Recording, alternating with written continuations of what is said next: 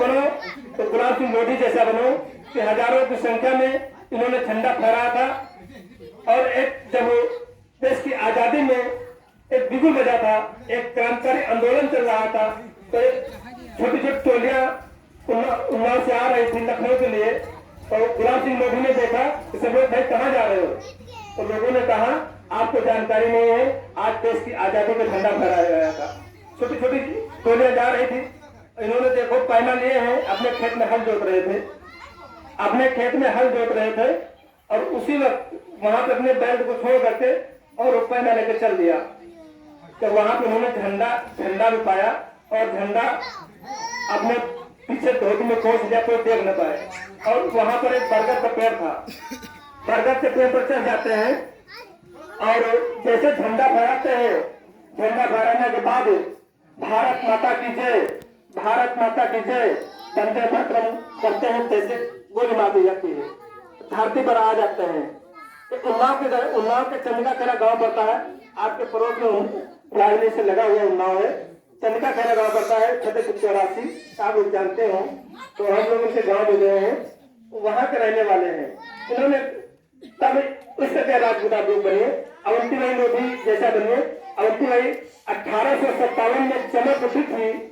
अवंतीबाई लोधी ने कहा था कि 1857 में चमक उठी थी, वो तलवार पुरानी थी, अंग्रेजों को मार भगाया, वह रानी अवंतीबाई लोधी थी, वह रानी अवंतीबाई लोधी थी। रानी अवंतीबाई लोधी ने एक संकल्प लिया था, उनके जब पति बीमार थे, विक्रमादित्य जी बीमार थे, वो नहीं रहते हैं, वो कहते हैं जो है कि मैं बीमार होते हैं, अंग्रेज लोग कहते हैं कि खत्म हो जाते हैं, तो कहते हैं अब तो मैं किले पर चढ़ाई कर लूंगी। रानी अवंतीबाई लोधी कहते हैं, हे अंग्रेजों, जीते जी मैं अपने किले पर तुम्हें नहीं आने दूंगा। अंग्रेजों को कई फौजों को परास्त किया, कई फौजों को हरा के दिया, लेकिन अंग्रेजों ने अपने यहाँ के कुछ चालाक लोगों को शामिल करके फिर हमला बोला। फिर भी रानी अवंतीबाई लोधी ने कहा मैं तुम्हारे हाथ नहीं आऊंगी। एक पहाड़ी पर रानी अवंतीबाई लोधी जाती, वहीं पर अपनी तलवार ठोक लेती हैं अपने सीने में, और वीर गति को प्राप्त हो जाती है, तभी से शहीद अवंतीबाई लोधी कहा जाता है। साथियों, ऐसे हमारे तमाम राजा महाराजा रहे, चाहे हितेश शाह की बात करूं, चाहे किशोर सिंह की बात करूं, तमाम राजा महाराजा हैं जिन्होंने समाज के लिए नहीं, देश के लिए लड़ा। लोधी समाज के लिए नहीं, पूरे देश के लिए इन्होंने लड़ाई लड़ी थी। लेकिन आज जगह पर इनकी जयंतियां मनाई गई कि लोधी समाज से मना रहा है, लोधी समाज इतना हो रहा है, हम लोग क्यों न करें।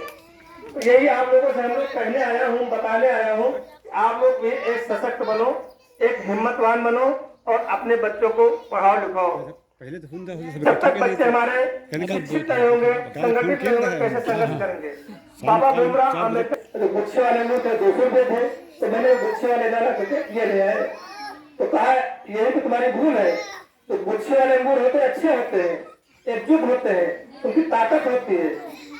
आप लोगों को गुच्छे के अंगूर की तरह करना है साथियों। तो अब ज्यादा ना कुछ कहकर हम अपने बारे में ध्यान देते हुए हमारे बीच में जो हमारे साथी अंदर भाई हैं, उनके साथी हैं, हम उनसे चाहेंगे आप लोगों को गुलाब सिंह लोधी के बारे में, समाज के बारे में, हमारे समाज पढ़ती हुई कुरूपियों में कैसे